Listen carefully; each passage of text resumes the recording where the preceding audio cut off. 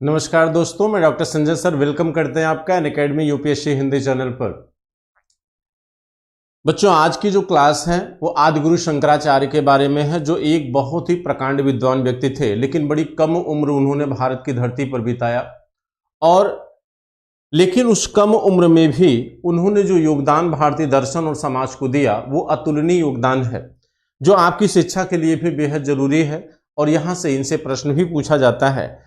तो आज जो हमारा क्लास है वो पूरी तरह आदिगुरु शंकराचार्य के दर्शन पर और उनके जीवन पर क्या है, निर्भर है। ठीक है, तो जितने भी हमारे स्टूडेंट्स हैं वो सभी क्लास को ज्वाइन करें और आप लोग जो है लिंक को शेयर कर लीजिए अपने ग्रुप में। ठीक है, क्योंकि ज़्यादा से ज़्यादा लोग जो है क्लास से जुड़ सके बच्चों। तो आज की क्लास हम कंटिन्यू करते हैं। चलिए देखिए, आदिगुरु शंकराचार्य कहा जाता है कि भारतीय भूमि पर इस तरह के विद्वानों की संख्या बहुत कम रही है। आदिगुरु शंकराचार्य,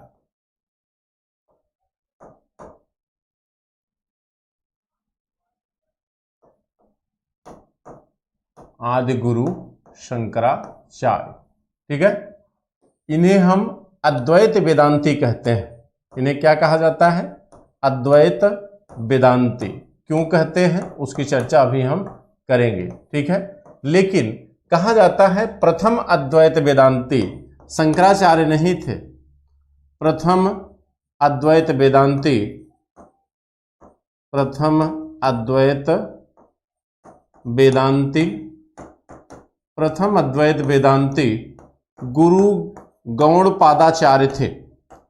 गुरु गौड़पादाचार्य थे, जो शंकर के गुरु, शंकर यानी शंकराचार्य के गुरु थे। गौड़पादाचार्य जो है ये शंकराचार्य के गुरु थे। कहा जाता है कि शंकराचार्य के गुरु जो आनंदगिरी थे, उनके गुरु के माने उनके गुरु थे कौन? गौड़पादाचार्य। और गौड़पादाचार्य को प्रथम अद्वैत वेदांती माना जाता है। इसके बाद शंकराचार्य को भी हम अद्वैत वेदांती कहते हैं। तो क्यों कहते हैं अभी हम बात करेंगे, क्योंकि अद्वैत वेदांत का इन्होंने दर्शन दिया था, अद्वैत वेदांत का सिद्धांत इन्होंने प्रतिपादित किया था। लेकिन ये सब जानने से पहले हम थोड़ी सी शंकराचार्य के विषय में चर्चा करेंगे और यहाँ पर बहुत ही इंपॉर्टेंट बातें हम आज शंकराचार्य के विषय में करने जा रहे हैं। ठीक है, तो चलिए पहले शंकर के थोड़ा सा हम संक्षिप्त जीवन के विषय में जानते हैं कि इनका जन्म, इनका उद्भव कहाँ से होता है। तो देखिए, कहा जाता है कि शंकराचार्य का जन्म 778 ईस्वी में केरल के कलाड़ी, केरल में एक स्थान था जिसका नाम है कलाड़ी। केरल के कलाड़ी में एक नंबूदरी ब्राह्मण परिवार में हुआ था। नंबूदरी ब्राह्मण परिवार में इनका जन्म होता है। एक मध्यम वर्ग का परिवार था। नंबूदरी ब्राह्मण परिवार में इनका जन्म होता है आदिगुरु शंकराचार्य का। ठीक, कहा जाता है इनके पिता का नाम बच्चों शिवगुरु था। इनके पिता का नाम जो है क्या था? शिवगुरु। इनके पिता का नाम क्या था? शिवगुरु। ठीक है, देखिए इनके जो पिता थे, पिता का नाम क्या था? शिवगुरु। हालांकि ये बहुत लंबे समय तक उनके साथ जीवन नहीं बिता पाए, इनके पिता की मृत्यु हो जाती है। लेकिन इनकी जो माँ थी, इनकी माँ के दो नाम हमें मिलते हैं। एक विशिष्टा और दूसरा नाम है आर्यम्बा। दूसरा नाम है आर्यम्बा। दूसरा नाम आर्यम्बा है। ठीक है, अब देखिए इनके गुरु थे आनंदगिरी। इनके गुरु कौन थे? आनंदगिरी। आनंदगिरी इनके गुरु थे, जो नर्मदा घाटी में रहा करते थे। जो कहाँ रहा करते थे? नर्मदा घाटी में रहते थे। ठीक, लेकिन दक्षिण में ये गए थे और वहां पर शंकराचार्य के ये क्या रहे? गुरु रहे। ठीक है, अब देखिए कहा जाता है कि शंकराचार्य जन्म से ही बड़े ही कुशाग्र बुद्धि के बालक थे। जन्म से ही बड़े कुशाग्र बुद्धि के बालक थे और ये 8 वर्ष की उम्र में ही चारों वेदों का ज्ञान इन्होंने क्या किया था, अर्जित कर लिया था। यानी जब ये 8 वर्ष के थे तो 8 वर्ष की उम्र में बच्चों इनको चारों वेदों का ज्ञान कंठस्थ था। अब आप सोचिए कि 8 वर्ष का बालक चारों वेदों का ज्ञान, चारों वेद उससे क्या थे, जबान में थे, यानी उनको मेमोराइज हो गए थे चारों वेदों का ज्ञान। और दूसरी बात, 12 वर्ष की उम्र में, 12 वर्ष में सभी शास्त्रों का ज्ञान, 12 वर्ष में सभी शास्त्रों का ज्ञान इनको हो चुका था। ठीक है। अच्छा, जब इनका जन्म हुआ तो उस समय 788 ईस्वी था। अब आप थोड़ा सा इस समय की परिस्थितियों को समझिए, थोड़ा सा इस समय की परिस्थितियों को देखिए। कहा जाता है कि ये जो दौर है, जो समय है, ये वो समय है बच्चों जब बौद्ध और जैन धर्म अपने पतन पर है, जब बौद्ध एवं जैन धर्म अपने पतन पर है।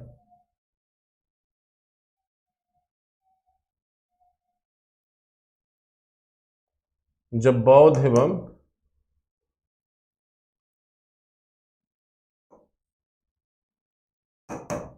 देखिए, कहते हैं, आपको याद होगा कि 7वीं-8वीं सदी में, 7वीं-8वीं सदी में बौद्ध संप्रदाय का विस्तार दक्षिण में भी था।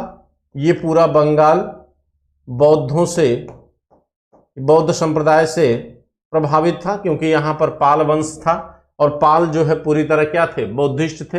दक्षिण में कुछ राजवंश हैं जो बौद्धिस्ट हैं, लेकिन कहा जाता है कि सबसे मजबूत कंडीशन में अगर कहीं पर बौद्ध धर्म था तो वो कहाँ था, बंगाल में। और बंगाल उस समय भी एक बहुत बड़ा प्रांत हुआ करता था। ठीक है। देखिए, कहा जाता है कि जिन बुराइयों के कारण बौद्ध और जैन धर्म का उदय हुआ था, यानी कहने का तात्पर्य मेरा यह है कि जिस ब्राह्मण धर्म की कर्मकांडी स्वरूप की वजह से, जिस ब्राह्मण धर्म में व्याप्त बुराइयों की वजह से या उनके कारण से बौद्ध और जैन धर्म का उदय हुआ था, वही बुराइयां बौद्ध और जैन धर्म में भी अपने अंतिम समय में क्या हो गई, शामिल हो गई। ठीक है। तो कहा जाता है, अब देखिए, जिन बुराइयों के कारण बौद्ध और जैन धर्म का उद्भव हुआ था, प्रसार हुआ भारतीय समाज और जनता में, वही बुराइयां बौद्ध धर्म में भी शामिल हो गई। आप देखेंगे इस दौर में कहा जाता है कि बौद्ध धर्म में कई ऐसे संप्रदाय दिखाई देंगे, जैसे तंत्रयान, जैसे सहजयान। ये ऐसे संप्रदाय थे जो किसी भी तरह से समाज के अनुकूल नहीं थे, समाज के लिए उपयोगी नहीं थे। इनमें मांस और मदिरा, महिलाओं की पूजा पूरी तरह से क्या थी, प्रचलित थी। तारा एक महिला है जिसकी पूजा इस संप्रदाय में की जाती थी। तो यहां पर वैदिक धर्म को एक अवसर था, वैदिक धर्म के पास एक ऐसा अवसर था कि वह पुनः अपने में सुधार करके, यानी समाज के अनुकूल अपने को बनाकर पुनः एक बार जो है इन धर्मों के ऊपर अपना प्रभाव स्थापित कर सकता था। और यही काम शंकराचार्य के द्वारा किया गया। यानी बौद्ध और जैन धर्म में जो व्याप्त बुराइयां थी 7वीं-8वीं सदी में, उन बुराइयों के अवसर का लाभ उठाते हुए शंकराचार्य ने वैदिक धर्म के प्रगतिशील स्वरूप को पुनः क्या किया, स्थापित करने का प्रयास किया। यानी इनके जो दर्शन है, दर्शन तो इनका अलग है, लेकिन इनका जो धर्म के लिए योगदान है वो ये है कि इन्होंने वैदिक धर्म के प्रगतिशील स्वरूप को पुनः स्थापित करने का प्रयास इन्होंने किया। और कहा जाता है कि शंकराचार्य का जो दर्शन है, जो इनका धर्म है, वह सीधे सीधे जो है मीमा के हीनयान संप्रदाय, जो आपका बौद्ध धर्म है, उसके हीनयानी संप्रदाय और सर्वास्तिवाद के पूरी तरह क्या है, विरुद्ध है। लेकिन एक बात ध्यान रखिएगा कि शंकराचार्य ने महायान संप्रदाय का विरोध नहीं किया, जो बौद्ध धर्म का ही एक क्या है, पार्ट है। ठीक है। तो ये सारा काम शंकराचार्य किस तरीके से करते हैं उसकी चर्चा हम करेंगे। कहा जाता है कि शंकराचार्य ने वैदिक धर्म की पुनर्स्थापना करने का जो निर्णय लिया था, यह निर्णय उन्होंने तर्क के आधार पर, ज्ञान के आधार पर स्थापित करने का निर्णय लिया था। यानी इसके लिए उन्होंने क्या किया था कि उस समय जो धर्म प्रचलित थे, जो धार्मिक मान्यताएं थी, चाहे वो बौद्ध धर्म की हो चाहे जैन धर्म की हो, समस्त धर्मों से संबंधित विद्वानों को उन्होंने शास्त्रार्थ में क्या किया, पराजित करने का निर्णय लिया। और शास्त्रार्थ में पराजित करके अपने धार्मिक मान्यताओं को सभी धर्मों से श्रेष्ठ उन्होंने क्या किया, सिद्ध किया। और इसके द्वारा यानी तर्क और ज्ञान के आधार पर उन्होंने अपने धर्म को श्रेष्ठ बनाने की कोशिश किया और उसे स्थापित करने का प्रयास किया। लेकिन ये सारी चीजें कैसे होती हैं उसकी चर्चा हम करते हैं। देखिए कहा जाता है केरल आपका ये है, ठीक, यहां पर पैदा हुआ ये बालक शंकराचार्य, केरल के कलाड़ी में पैदा हुआ ये बालक शंकराचार्य बचपन में ही संन्यास ग्रहण कर लेता है, बचपन में ही संन्यास ग्रहण कर लेता है। कहा जाता है पिता की मृत्यु के बाद जब इन्होंने संन्यास ग्रहण करना शुरू किया तो इनकी माता ने इनको रोकने का प्रयास किया क्योंकि इकलौते पुत्र थे। तो कहा जाता जब इनकी मां विशिष्टा ने इनको रोकने का प्रयास किया तो शंकराचार्य ने अपनी मां को वचन दिया कि हम आपकी चिता को अग्नि जरूर देंगे। यानी सामान्य रूप से होता क्या है कि जो व्यक्ति एक बार सन्यासी बन जाता है तो वह अपने परिवार वापस लौटकर नहीं आता है, वह अपनी मां को यानी गृहस्थ जीवन के दायित्वों का निर्वाह एक सन्यासी नहीं करता है। और पिता की अग्नि को या माता की चिता को अग्नि देना ये गृहस्थ जीवन के दायित्व माने जाते हैं, ठीक है। तो यहां पर इन्होंने शंकराचार्य ने कहा कि हम सन्यास भले ग्रहण कर रहे हैं लेकिन हम ये वादा करते हैं कि हम आपकी चिता को अग्नि जरूर देंगे। यानी अपनी मां से इन्होंने वचन दिया कि गृहस्थ जीवन के दायित्वों का निर्वहन भी हम करेंगे। और यह वादा करने के बाद इन्होंने क्या किया, सन्यास लिया और आनंदगिरी से इन्होंने वैदिक धर्म का ज्ञान पूरी तरह इन्होंने क्या किया, अर्जित किया, ठीक है। तो अब देखिए कहा जाता है कि शंकराचार्य का जो दर्शन है, जो ज्ञान है, वो तीन चीजों पर पूरी तरह क्या है, निर्भर है, ठीक है। देखिए कहते हैं कि शंकराचार्य का जो ज्ञान है वो तीन चीजों पर निर्भर है। एक उपनिषद, इसीलिए शंकराचार्य को प्रच्छन्न बौद्ध कहा जाता है। उपनिषद, भगवत गीता और ब्रह्मसूत्र, भगवत गीता और ब्रह्मसूत्र। अब देखिए कहते हैं इनमें भी सबसे ज्यादा किस पे निर्भर है, उपनिषद। इसीलिए शंकराचार्य को अद्वैत वेदांती कहा जाता है। वेदांत माने वेदों का अंत, और वेदों का अंत क्या है, उपनिषद। वेदों का अंत क्या है, उपनिषद है। तो सीधी सी बात, यानी शंकराचार्य का जो अद्वैत वेदांत है, वेदांत माने वह शास्त्र जो उपनिषदों पर क्या हो, आश्रित हो, वह शास्त्र जो उपनिषदों पर आश्रित हो, उसी को क्या कहा गया है, वेदांत कहा गया है। तो शंकराचार्य का जो दर्शन है वो इन तीनों की व्याख्या पर क्या है, निर्भर है। इन्हीं तीनों पर जो शंकराचार्य द्वारा भाष्य लिखा गया, टीका जो लिखी गई, उसे कहा गया क्या, प्रस्थान त्रयी। उसे क्या कहा गया, प्रस्थान त्रयी कहा गया, ठीक है। यानी शंकराचार्य का जो दृष्टिकोण है, जो सिद्धांत है, वह पूरी तरह उपनिषद, भगवद गीता और ब्रह्मसूत्र पर क्या था, आधारित था। चूंकि उपनिषद से शंकराचार्य बेहद प्रभावित थे, इसीलिए शंकराचार्य को प्रच्छन्न बौद्ध भी कहा गया है। इसीलिए शंकराचार्य को प्रच्छन्न बौद्ध कहा गया है, प्रच्छन्न बौद्ध कहा गया है। और साथ साथ इन्हें हम परमहंस भी कहते हैं। इन्हें क्या कहते हैं, परमहंस। ये दो नाम शंकराचार्य के हैं, प्रच्छन्न बौद्ध और परमहंस, ठीक है। तो शंकराचार्य को हम क्या कहते हैं, प्रच्छन्न बौद्ध कहते हैं बच्चों, और उनको क्या कहते हैं, प्रच्छन्न बौद्ध और परमहंस। ये दो नाम शंकराचार्य के दिए गए हैं, ठीक है। कहा जाता है कि इन्होंने 8वें वर्ष ही जब वेदों का ज्ञान इनको पूरी तरह कंठस्थ हो गया तो इन्होंने गृह त्याग कर दिया। और गृह त्याग करने के बाद जो अपना दृष्टिकोण इन्होंने निर्मित किया, वह पूरा का पूरा दृष्टिकोण उपनिषद, भगवद गीता और ब्रह्मसूत्र पर क्या था, आधारित था, जिसे हम क्या कहते हैं, प्रस्थान त्रयी कहते हैं, ठीक है। अब देखिए कहा जाता है कि इसके बाद शंकराचार्य ने, जब इन्होंने ज्ञान अर्जित कर लिया, तो शंकराचार्य ने क्या किया कि एक दर्शन का इन्होंने प्रतिपादन किया।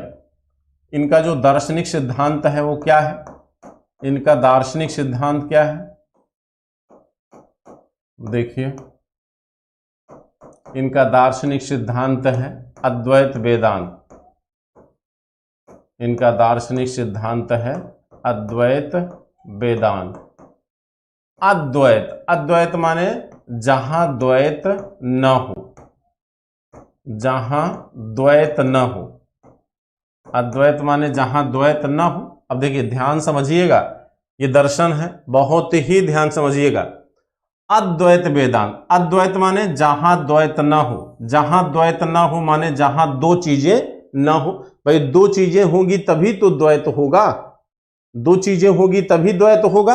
यानी जहां दो ना हो तो इसका मतलब क्या है कि एक हो, इसका मतलब क्या है एक हो केवल। तो शंकराचार्य का जो अद्वैत वेदांत सिद्धांत है ये क्या है? शंकराचार्य कहते हैं कि इस जगत में एकमात्र सत्ता किसकी है? सिर्फ ब्रह्म की है।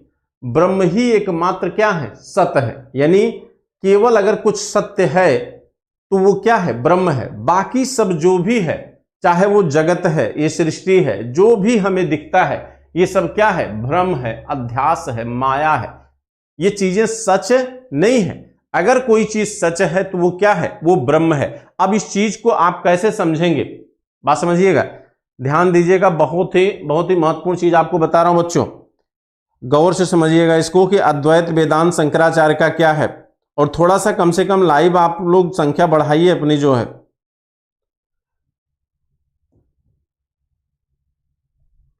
देखिए कहते शंकराचार्य का जो दर्शन है वो ये कहता है कि ब्रह्म ही एकमात्र सत्य है, ब्रह्म ही एकमात्र सत्य है, सत्य है, बाकी सब मिथ्या है, बाकी सब मिथ्या है, बाकी सब मिथ्या है। इसके लिए इन्होंने एक श्लोक भी दिया है कि ब्रह्म सत्यम जगत मिथ्या ब्रह्मो जीवो नापरः। यानी ब्रह्म ही एकमात्र सत्य है, जीव जो है वह ब्रह्म से भिन्न नहीं है, वह भी क्या है? ब्रह्म है। और बाकी सब क्या है? मिथ्या है, अध्यास है, भ्रम है। ठीक, तो कहा जाता है जब इन्होंने ये सिद्धांत दिया, शंकराचार्य ने जब कहा कि ब्रह्म ही एकमात्र सत्य है, बाकी सब क्या है? भ्रम है, अध्यास है, मिथ्या है। यानी कहने का मतलब है कि जो चीजें हमें दिख रही हैं, ये बोर्ड है, ये कैमरा है, ये माइक है, ये क्लासरूम है, ये सारी चीजें शंकराचार्य की नजरों में क्या थी? मिथ्या थी, भ्रम था। तो जब रामानुज ने इन पर टिप्पणी किया कि जो चीज हमारी इंद्रियों से प्रत्यक्ष रूप से हमें दिखाई देता है, हमारी इंद्रियों से जिन वस्तुओं का ज्ञान होता है, जो चीजें हमें दिखने पर दिखती हैं, छूने से एहसास होता है, चखने से स्वाद का ज्ञान होता है, वो मिथ्या कैसे हो सकती है? वो मिथ्या कैसे हो सकती है? वो झूठ कैसे हो सकता है?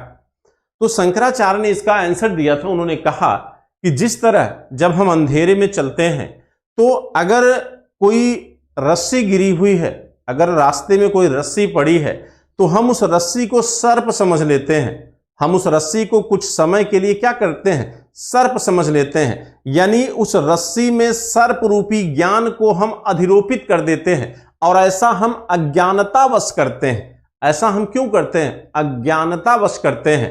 देखिए, और कहते हैं कि जब यह अज्ञान दूर हो जाता है, और जब ये अज्ञान दूर होता है तो हमें यह एहसास हो जाता है कि ये सर्प नहीं, क्या है? रस्सी है। तो इनके शंकराचार्य के कहने का मतलब है कि जो जगत हमें दिख रहा है, जिसको हम कैमरा कह रहे हैं, जिसको हम बोर्ड कह रहे हैं, जिसको हम क्लासरूम कह रहे हैं, ये वास्तव में कैमरा, बोर्ड और क्लासरूम नहीं है। वही ये वास्तव में है क्या? ये ब्रह्म है। ये बोर्ड भी, ये क्लासरूम, ये दीवारें सब क्या है? ब्रह्म है। तो इसका मतलब है कि इस जगत में होने वाली हर वस्तु के अंदर क्या है? ब्रह्म है। और तभी आप दावे के साथ कह सकते हैं कि ब्रह्म सत्यम जगत मिथ्या ब्रह्मो जीवो नापरः। यानी ब्रह्म की ही मात्र एक सत्ता है इस जगत में, और बाकी सब चीजें क्या है? मिथ्या है। तो इसको सिद्ध करने के लिए शंकराचार्य ने रामानुज का और भी खंडन किया था। रामानुज ने और भी प्रश्न खड़े किए, दर्शन में ये है चीजें। तो कहा जाता है कि शंकराचार्य ने इसको और भी उन्होंने खंडित किया। कहा जाता है कि शंकराचार्य ने कहा कि देखिए, ब्रह्म के दो रूप होते हैं, पर और अपर रूप। ठीक, जो पर रूप होता है वह ईश्वर का रूप होता है, जो भक्ति से जुड़ा हुआ है। उन्होंने कहा कि व्यक्ति चूंकि पैदा होता है तो पैदाइशी जो है लगभग क्या होता है, वो माने आस्तिक होता है। और उन्होंने कहा कि जब वह साधन चतुष्टय सिद्धांत के द्वारा, यानी 4 साधनों का उपयोग करने के बाद, यानी विद्या, क्रिया, योग और तप, ये 4 साधन हैं दर्शन में। शंकराचार्य ने कहा कि जब साधन चतुष्टय सिद्धांत का उपयोग करके कोई व्यक्ति जो है ईश्वर की साधना में, यानी ईश्वर को प्राप्त करने का प्रयास करते हुए उस ईश्वर तक पहुंचता है, तब उसे ये ज्ञान होता है अहम ब्रह्मास्मि, मैं ही क्या हूं, ब्रह्म हूं। तो जब उस व्यक्ति को, उस जीव को यह ज्ञान हो जाता है कि अहम ब्रह्मास्मि, मैं ही ब्रह्म हूं, यानी जिस ब्रह्म को मैं ढूंढ रहा हूं वो मेरे अंदर है, इस तरह इस पृथ्वी पर होने वाला हर जीव क्या है, ब्रह्म है। तो इस तरह सत्ता सिर्फ किसकी हुई, ब्रह्म की हुई। यानी कोई भी चीज, ये मार्कर, ये पेन, ये बोर्ड, ये कैमरा, ये सारी चीजें क्या है, ब्रह्म है। तो यहां पर एक की ही सत्ता हुई ना, ब्रह्म। देखिए, अद्वैतवाद और एकत्ववाद, ये 2 चीजें अलग अलग हैं। जैसे कुछ लोग मान लेते हैं कि अद्वैतवाद और एकत्ववाद दोनों एक हैं, ये बच्चा दोनों अलग अलग हैं। एकत्ववाद का अस्तित्व जो है वो सापेक्षता में है। एकत्ववाद का जो अस्तित्व है वो किसी की सापेक्षता में है। एकत्ववाद का तात्पर्य यहां एक से है, गिनती में एक, और गिनती में एक का अस्तित्व तब है जब 2, 3, 4, 5, 6, 7 अन्य गिनतियां भी हैं। अगर ये अन्य गिनतियां न होती तो गिनती 1 का अस्तित्व न होता। लेकिन शंकराचार्य के अद्वैत वेदांत दर्शन, यानी यहां पर ब्रह्म का जो अस्तित्व है वो स्वतंत्र रूप से है, इसके अस्तित्व के लिए किसी दूसरे का अस्तित्व होना जरूरी नहीं है। ठीक है, किसी दूसरे का होना जरूरी नहीं है बच्चों।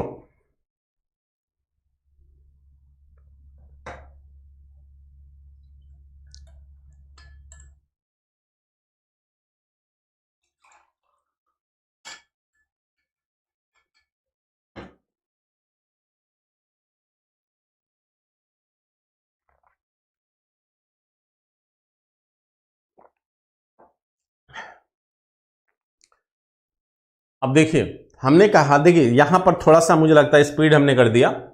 एकत्ववाद में जैसे सपोज करिए, बहुत मैं आपको बहुत सिंपली समझाने की कोशिश कर रहा हूं और बहुत आसानी से आप समझ सकते हैं। ठीक है, देखिए बच्चों, आप थोड़ा सा कोशिश करिए कि मैक्सिमम से मैक्सिमम लाइव होइए। इतनी मेहनत कर रहा हूं आप लोगों के लिए गर्मी में, तो ज्यादा से ज्यादा लोग लाइव होने की कोशिश करिए, कम से कम हमारा भी थोड़ा सा मनोबल बढ़ेगा इससे।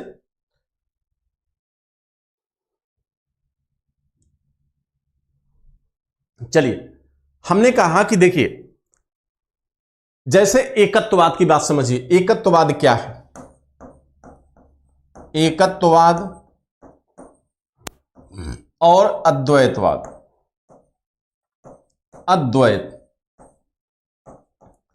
अद्वैत का मतलब जहां द्वैत न हो, एकत्ववाद का मतलब यहां एक से है।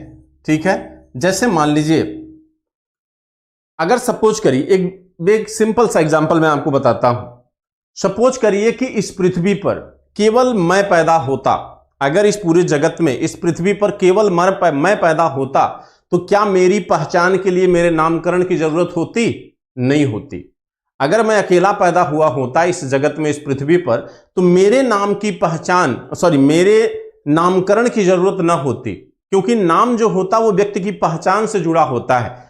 यानी कहने का मतलब है कि मेरा नामकरण इसलिए हुआ क्योंकि मेरे जैसे इस पृथ्वी पर और भी बहुत से लोग हैं। यानी मेरे नाम का जो अस्तित्व है वो दूसरे के होने से है। मेरे नाम का अस्तित्व स्वतंत्र रूप से नहीं है। बात समझिए, मेरे नाम का अस्तित्व जो है वो स्वतंत्र रूप से नहीं है, वो दूसरे के होने से है। जबकि शंकराचार्य का जो ब्रह्म है वो ब्रह्म पूरी तरह क्या है? स्वतंत्र है। उसका अस्तित्व किसी दूसरे पर निर्भर नहीं है। अगर मैं कहूं कि सपोज करिए मैं ब्रह्म हूं और मेरा अस्तित्व किसी दूसरे पर निर्भर है, तो दूसरा व्यक्ति भी तो ब्रह्म ही है। दूसरा व्यक्ति भी ब्रह्म ही है। यानी इस जगत में जितने भी व्यक्ति हैं सब क्या है? ब्रह्म है। तो इस तरह पूरे इस जगत में केवल किसकी सत्ता हुई? ब्रह्म की सत्ता हुई। और एक ब्रह्म की सत्ता दूसरे ब्रह्म पर निर्भर नहीं हो सकती। इसीलिए शंकराचार्य के दर्शन को हम क्या कहते हैं? अद्वैतवाद कहते हैं, जहां द्वैत न हो। मुझे लगता है कि आप समझ पाए कि नहीं समझ पाए। चलिए अब देखिए, अब हम देखते हैं, कहते हैं शंकराचार्य का यह दर्शन था अद्वैत वेदांत। और शंकराचार्य ने जब यह दर्शन प्रतिपादित किया, तो कहा जाता है कि शंकराचार्य ने अपने ज्ञान के माध्यम से बच्चों, इन्होंने पूरे भारत में फिर से वैदिक धर्म के बदले हुए स्वरूप को पुनः स्थापित करने का इन्होंने क्या किया, निर्णय लिया। ठीक है। अच्छा, उसके पहले थोड़ा सा, जब इन्होंने वैदिक धर्म की स्थापना किया तो इन्होंने अपने 10 शिष्य बनाए थे। इन्होंने क्या बनाए थे? 10 शिष्य बनाए थे, जिन्हें दशनामी संप्रदाय कहा जाता है। यानी शंकराचार्य ने अपने 10 शिष्यों की जो संगठन बनाया उसे दशनामी संप्रदाय कहा जाता है। दशनामी संप्रदाय, उसे हम दशनामी संप्रदाय कहते हैं। यह शंकराचार्य के द्वारा बनाया गया था, दशनामी संप्रदाय। अच्छा, शंकराचार्य की पुस्तकें कौन कौन सी हैं? पहले हम पुस्तकें देख लेते हैं। पुस्तकें इनकी कौन कौन सी हैं? देखिए, कहा जाता है इनकी कुछ पुस्तकें बहुत ही महत्वपूर्ण है और वो पूछी भी गई है। ठीक है। जैसे सबसे महत्वपूर्ण पुस्तक है इनकी सौंदर्य लहरी। सौंदर्य लहरी के बाद एक किताब है विष्णु सहस्त्रनाम। सौंदर्य लहरी और विष्णु सहस्त्रनाम। सौंदर्य लहरी, सौंदर्य लहरी, दूसरी विष्णु सहस्त्रनाम, विष्णु सहस्त्रनाम। इसके बाद गणेश स्तोत्र, गणेश स्तोत्र। देखिए, एक गणेश स्तोत्र है और इसी तरह एक और है जिसका नाम है देवी स्तोत्र, जिसका नाम है देवी स्तोत्र। इसको आप स्त्री स्तोत्र कहीं लिखा हुआ पा जाएंगे। इसको कहते हैं देवी स्तोत्र। समझ में आई? इसको कहते हैं देवी स्तोत्र। इसके बाद एक और है आनंद लहरी। आनंद लहरी और दशबोध।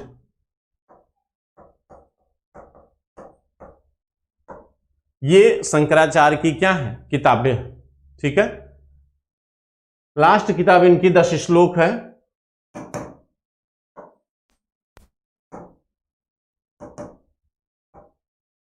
दस श्लोक,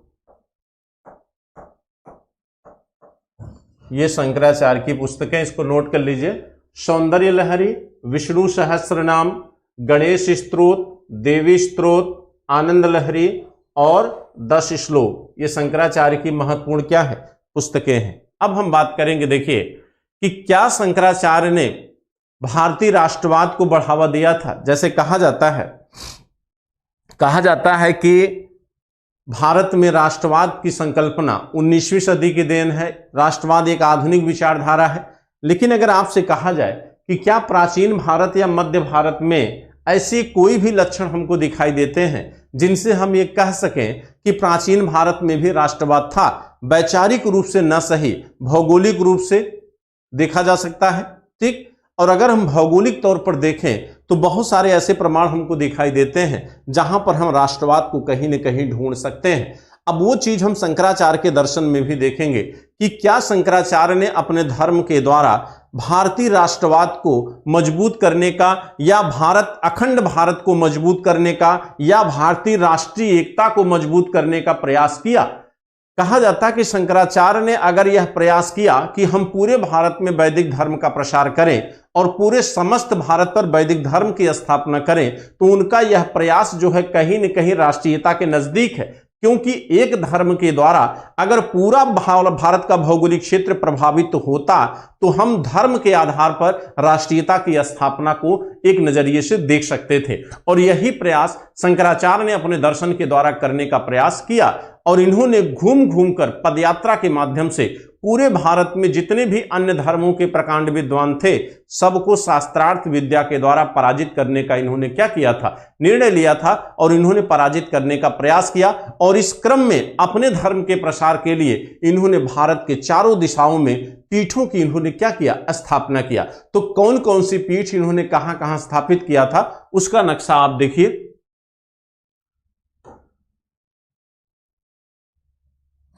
शंकराचार्य द्वारा स्थापित पीठ,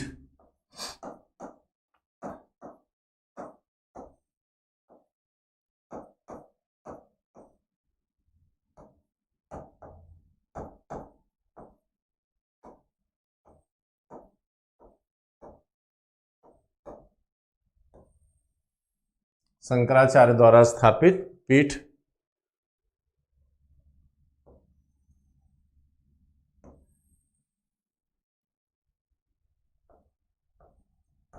देखिए दक्षिण में श्रृंगेरी पीठ है,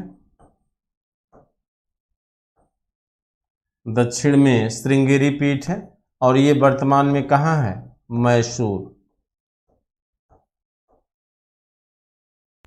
यहां पूरब में द्वारका पीठ है, पूरब में। और अगर आपसे देखिए इन चारों पीठों में अगर आपसे ये पूछा जाए कि किसका हमें पुरातात्विक प्रमाण मिला है तो आप कह सकते हैं किसका, द्वारका पीठ या शारदा पीठ का। ठीक है, द्वारका पीठ या शारदा पीठ का प्रमाण हमको मिल चुका है। ठीक है, इसी को हम क्या कहते हैं, शारदा पीठ, शारदा पीठ जो कहां है, द्वारका में। ठीक है, इसके बाद गोवर्धन पीठ, गोवर्धन पीठ ये कहां है, उड़ीसा। और इसके बाद उत्तर में है ज्योतिर्पीठ,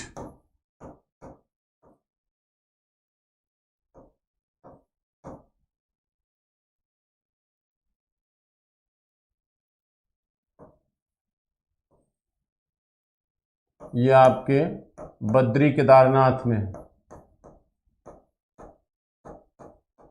बद्री केदारनाथ। ठीक है, ज्योतिर्पीठ आप लोग सही कर लीजिएगा, थोड़ा सा मात्रा हमसे गलती होती है। ज्योतिर्पीठ,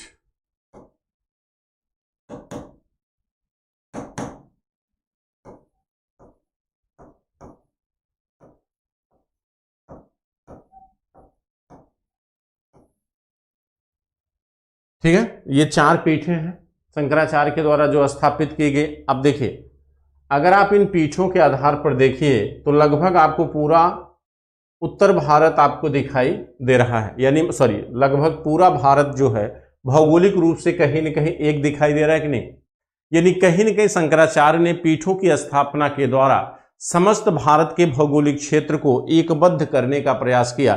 यानी आप भारत यानी कह सकते हैं कि धर्म के आधार पर भौगोलिक राष्ट्रीयता को जन्म देने का प्रयास शंकराचार्य के द्वारा किया गया है। ठीक, और इसी तरह अन्य संस्कृतियों में भी हम आपको बताएंगे। ठीक, अब देखिए कहते हैं कि शंकराचार्य ने खास तौर से सर्वास्तिवादी,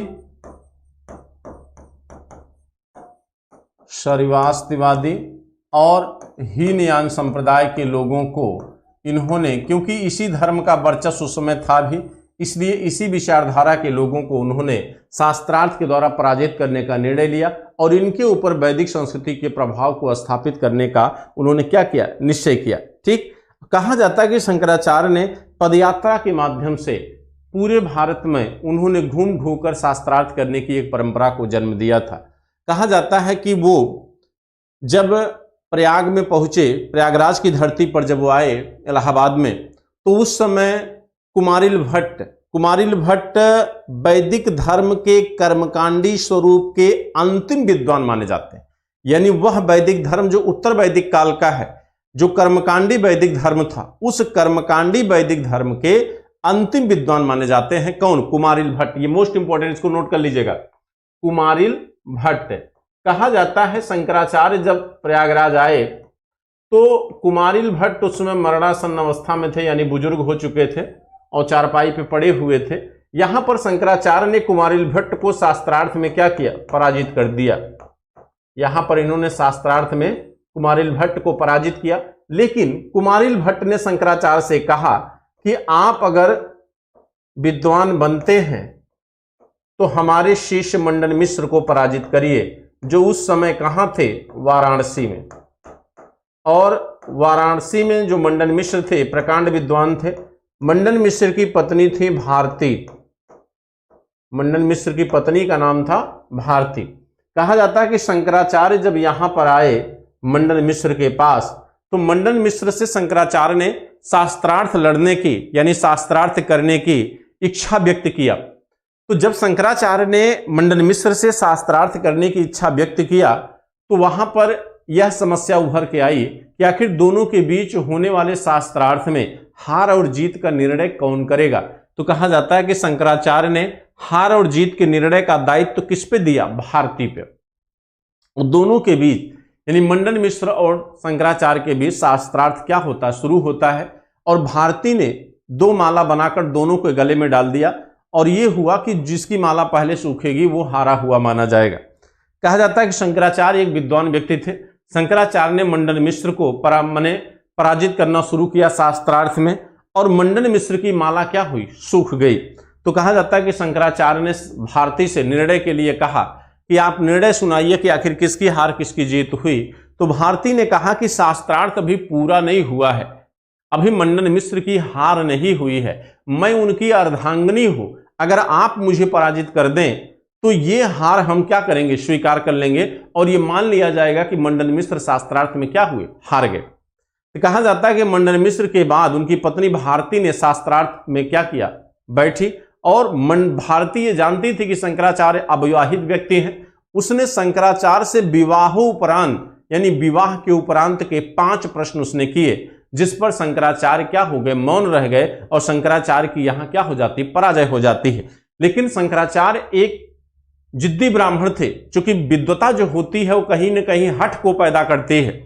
शंकराचार्य ने वादा किया कि हम वापस आपको पराजित जरूर करेंगे। और कहा जाता है, ये कथानक है, सही है कि गलत है, ये कथानक है। कहा जाता है कि शंकराचार्य गए वापस केरल और वहां पर उन्होंने केरल के राजा नन्हुक के शरीर में प्रवेश करके विवाहोपरांत का उन्होंने ज्ञान अर्जित किया और उसके बाद पुनः वापस आकर उन्होंने भारती को शास्त्रार्थ में क्या किया, पराजित किया।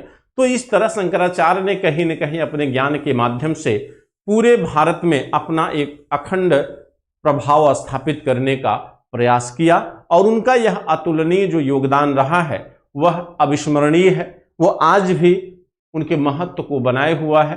ठीक है, तो इस तरह शंकराचार्य के बारे में हमने आपको काफी कुछ बताया है। ठीक है, अच्छा, शंकराचार्य ने एक पंचायतन पूजा की परंपरा को भी जन्म दिया था और कल की क्लास में पंचायतन पूजा की चर्चा कर चुके थे आप लोगों से कि पंचायतन पूजा क्या होती है। इसकी चर्चा हमने कल की क्लास में किया था, जहां पर हमने ये बताया था कि मुख्य देवता में कौन है, भगवान शिव है और सहयोगी देवता के रूप में विष्णु,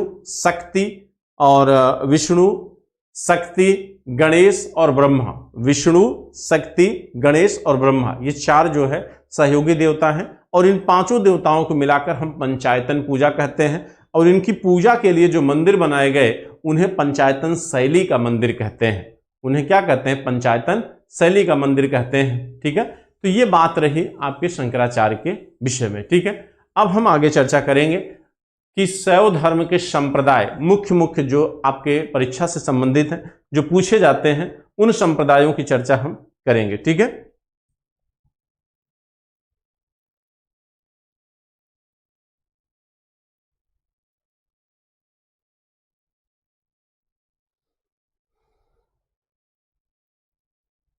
चलिए अब देखिए,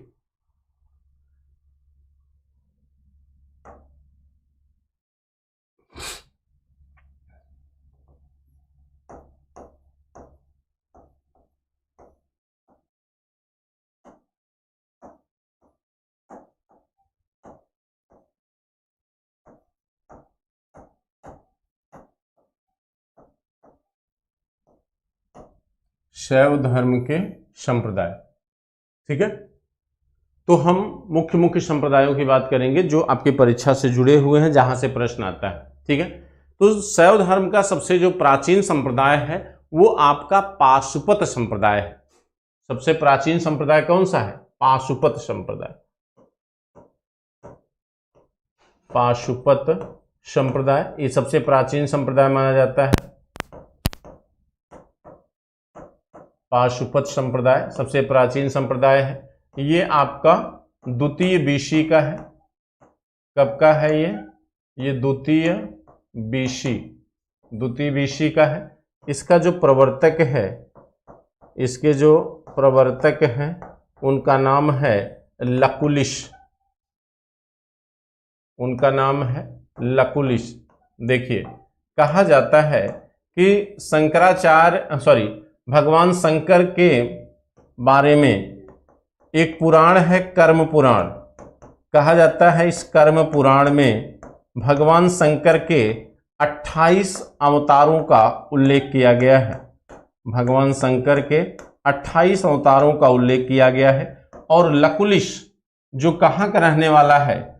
गुजरात का। ये कहाँ का रहने वाला है? गुजरात का रहने वाला था। और लकुलिश ने भगवान शंकर के 28 अवतारों में अपने को 28वां यानी 28 नंबर का क्या बताता है? यानी अवतार बताता है। शंकर का स्वयं को अपना क्या घोषित करता है? अवतार घोषित करता है। ठीक है, ये प्रश्न बहुत इंपॉर्टेंट है। ये पूछा जाता है कि भगवान शिव का 28वां अवतार किसे माना गया है?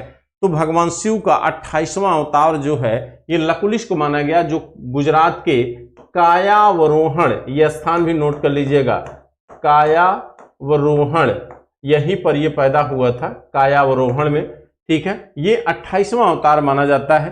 कहा जाता है सबसे पहले पाशुपत संप्रदाय का जो प्रमाण है यह हमें कुषाण शासक हुविस्क की मुद्रा पर प्राप्त होता है। हुविस्क की मुद्रा पर सबसे पहले पाशुपत संप्रदाय का उल्लेख आता है। और आप जानते हैं हुविस्क जो है ये आपके कुषाण वंश का शासक है। ये वही हुविस्क है जिसकी मुद्रा पर भगवान विष्णु के चतुर्भुज मूर्ति का उल्लेख है। ये वही विष्णु है जिस पे भगवान शिव को गजासुर का वध करते हुए दिखाया गया है। कहा जाता है कि पाशुपत संप्रदाय के मंदिर का निर्माण सबसे पहले 2 स्थानों पर दिखाई देता है। पाशुपत संप्रदाय के जो मंदिर हैं, पाशुपत संप्रदाय के मंदिर हैं वो 2 स्थानों पर दिखाई देते हैं। एक राजस्थान के मेवाड़ में और दूसरा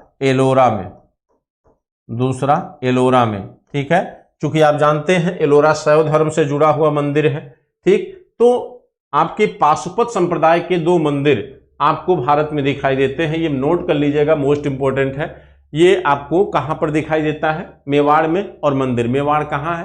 आपके राजस्थान में है। ठीक, कहते हैं, अगर देखिए, हालांकि जरूरी नहीं है फिर भी बता दे रहे हैं आपको। कहा जाता है लकुलिश के जो है 4 शिष्य थे जिनका नाम था कुमिक, गर्ग, मित्र और कौरव्य। ठीक, कुमिक, गर्ग, मित्र और कौरव्य, इनके 4 मित्र हैं। कुमिक,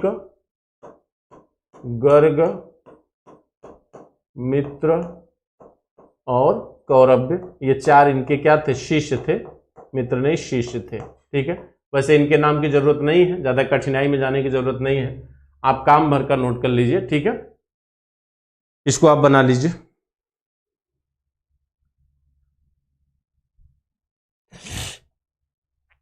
अब देखिए, अब हम चलते हैं कापालिक संप्रदाय की तरफ। कहा जाता है कि दूसरा सबसे महत्वपूर्ण शैव संप्रदाय था कापालिक संप्रदाय। ठीक है,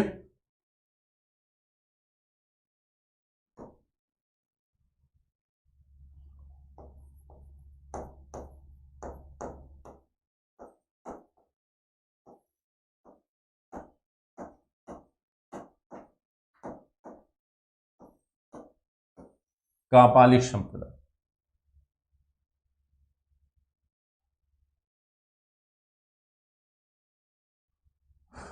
कहा जाता है कापालिक संप्रदाय के इष्ट देवता कौन है? कापालिक संप्रदाय के इष्ट देवता भैरव है। कापालिक संप्रदाय के इष्ट देवता भैरव हैं और भैरव भी शंकर के ही रूप माने गए हैं। ठीक है, लेकिन ये थोड़ा सा विभत्स यानी उस टाइप के हैं। कहा जाता है कि कापालिक संप्रदाय का उल्लेख, कापालिक संप्रदाय का उल्लेख यानी इसके विषय में जानकारी, उल्लेख सर्वप्रथम भवभूति की एक रचना है, भवभूत की किताब है मालती माधव, मालती माधव, भवभूत की पुस्तक है मालती माधव। इसी पुस्तक में कापालिक संप्रदाय के विषय में सबसे पहले उल्लेख आता है। ये उत्तर भारत में, यहां कहां पर, उत्तर भारत में। अगर दक्षिण भारत की बात करें तो दक्षिण भारत में एक किताब है मणिमेखलय। संगम साहित्य में हमने आपको बताया है मणिमेखलय के बारे में, शिल्पाधिकारम और मणिमेखलय। मणिमेखलय नामक ग्रंथ में भी कापालिक संप्रदाय का उल्लेख हुआ है। यानी दो ये साहित्य हैं जो हमें कहीं न कहीं कापालिक संप्रदाय के विषय में क्या करते हैं, जानकारी देते हैं। कहा जाता है कि कापालिक संप्रदाय की जो सबसे बड़ी विशेषता रही है वह विशेषता ये है कि कापालिक संप्रदाय ने महिलाओं को भी अपने में क्या किया, महत्व दिया। यानी यहाँ पुरुष और महिला दोनों क्या है, एक साथ हैं और महिलाओं को महत्व देने के साथ साथ, महिला को महत्व देने के साथ साथ, महिलाओं को इन्होंने महत्व दिया और महिला को महत्व देने के साथ साथ इन्होंने वर्ण व्यवस्था को स्वीकार नहीं किया। यानी ये वर्ण विभाजन में स्वीकार नहीं करते थे, वर्ण व्यवस्था को स्वीकार नहीं करते थे। यानी सामाजिक विभाजन की संकल्पना में इनका विश्वास नहीं था, वर्ण व्यवस्था को स्वीकार नहीं करते थे।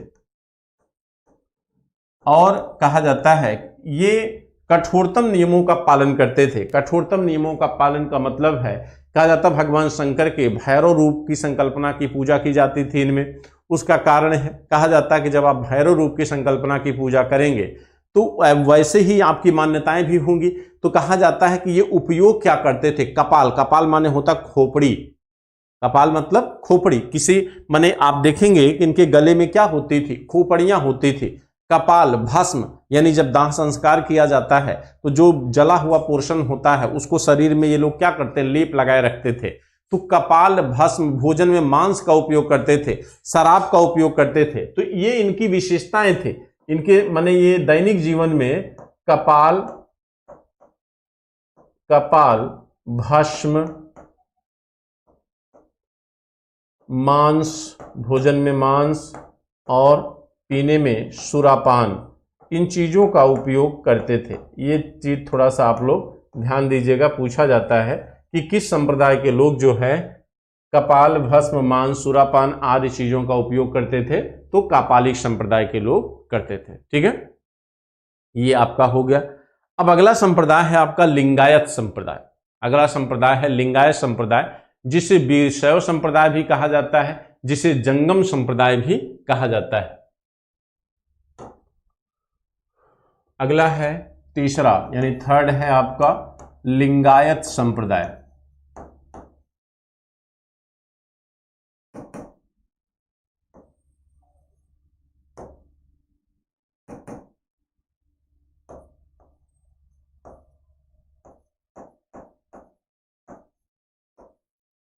लिंगायत संप्रदाय, इसे हम जंगम संप्रदाय भी कहते हैं, इसे हम जंगम संप्रदाय भी कहते हैं। कहा जाता है इसके प्रतिपादक कौन थे, बसव थे, इसीलिए हम इसको वीरशैव संप्रदाय भी कहते हैं। इसीलिए इसको हम वीरशैव संप्रदाय, वीरशैव संप्रदाय भी कहते हैं। इसके प्रवर्तक कौन थे, बसव। इसके प्रवर्तक कौन है, बसव। इसके प्रवर्तक हैं बसव, जो कहाँ के रहने वाले थे, बीजापुर के। बीजापुर माने कर्नाटक, बीजापुर मतलब कर्नाटक। यानी कहने का मतलब है कि इस संप्रदाय का जो प्रभाव है वो सबसे ज्यादा दक्षिण भारत में था, और दक्षिण भारत में भी कहाँ पर, आपके कर्नाटक में। ठीक, और सबसे बड़ी बात जो है, यह एक ऐसा संप्रदाय था जो इस्लामिक मान्यताओं से प्रभावित है, यह जो है इस्लामिक मान्यताओं से क्या था, प्रभावित था। और किस मान्यता से, समतामूलक समाज की मान्यता से, इस्लामिक मान्यता से प्रभावित था, यानी समतामूलक समाज में विश्वास रखता था, इस्लामिक मान्यता से प्रभावित था। और इसी संप्रदाय में एक बड़ी प्रबुद्ध वर्ग की एक बड़ी फेमस महिला थी जिनका नाम था अक्का महादेवी। अक्का महादेवी लिंगायत संप्रदाय की महिला संत है। अक्का महादेवी, अक्का महादेवी लिंगायत संप्रदाय की क्या है, महिला सदस्य हैं। अक्का महादेवी ये आपके लिंगायत संप्रदाय से जुड़ी हुई है। ठीक है, अब देखिए कहा जाता है लिंगायत संप्रदाय की मान्यता क्या है। इनका लिंगायत संप्रदाय का जो साहित्य है वो कन्नड़ भाषा में है, क्योंकि कारण ये है क्योंकि इनका क्षेत्र क्या है, कर्नाटक है, तो इन्होंने वहाँ की जो लैंग्वेज थी, रीजनल भाषा थी, उस भाषा में इन्होंने अपने संप्रदाय और धर्म का इन्होंने क्या किया, प्रचार किया। तो इनकी जो प्रचार की भाषा है यानी लैंग्वेज इनकी क्या है, लैंग्वेज इनकी है कन्नड़। ठीक है, लैंग्वेज इनकी क्या है, कन्नड़ है। क्षेत्र इनका क्या है, दक्षिण भारत। मूल क्षेत्र क्या है, कर्नाटक है, कर्नाटक में बीजापुर है। कहा जाता है यह पहला संप्रदाय है जो ब्राह्मण धर्म विरोधी है, ब्राह्मण धर्म विरोधी है, ब्राह्मण धर्म विरोधी है,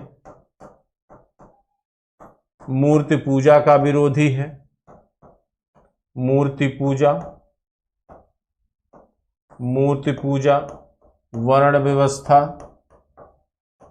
वर्ण व्यवस्था, जाति व्यवस्था,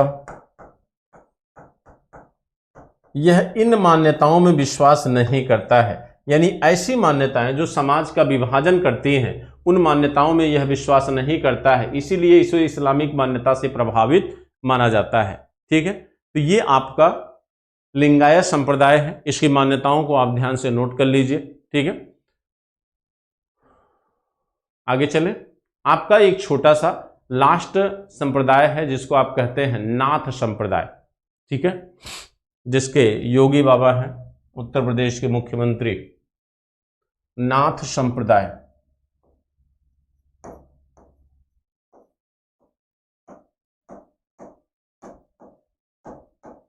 देखिए इस संप्रदाय के संस्थापक कौन है,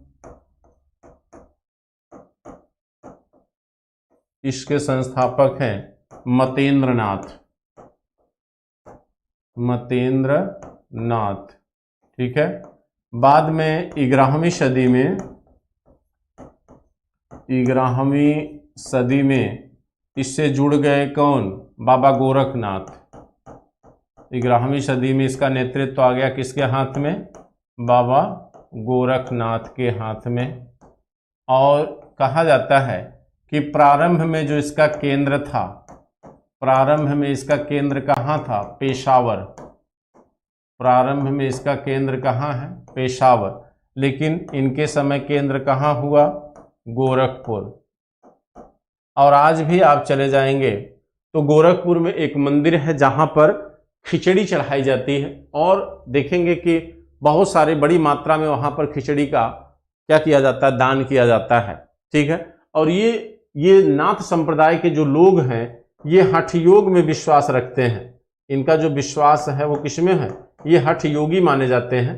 ठीक है, और यहाँ पर जो मंदिर है उसमें बड़ी मात्रा में खिचड़ी जो है चढ़ाई जाती है। ठीक है, उन्हीं खिचड़ियों का दान किया जाता है प्रसाद के रूप में गरीबों के बीच। इसमें महिलाओं को भी स्थान दिया गया है, यानी नाथ संप्रदाय में महिला भी क्या है, शामिल है। ठीक है, इसमें महिलाएं भी शामिल हो सकती हैं। यहीं से आपके योगी आदित्यनाथ जो वर्तमान मुख्यमंत्री हैं उन्हें भी इसका सानिध्य प्राप्त था। ठीक है, तो इस तरह आज की क्लास में हमने जो है आपके शंकराचार्य और आपके शैव धर्म से जुड़े हुए संप्रदायों की हमने चर्चा किया जो है। मुझे उम्मीद है कि आपको अच्छा लगा होगा। ठीक है, और मैं कितना भी कह लूँ आप कमेंट नहीं करोगे कमेंट बॉक्स में जाकर। ठीक है, तो ठीक है, कोई दिक्कत नहीं है, फिर मिलते हैं। जय हिंद, जय भारत।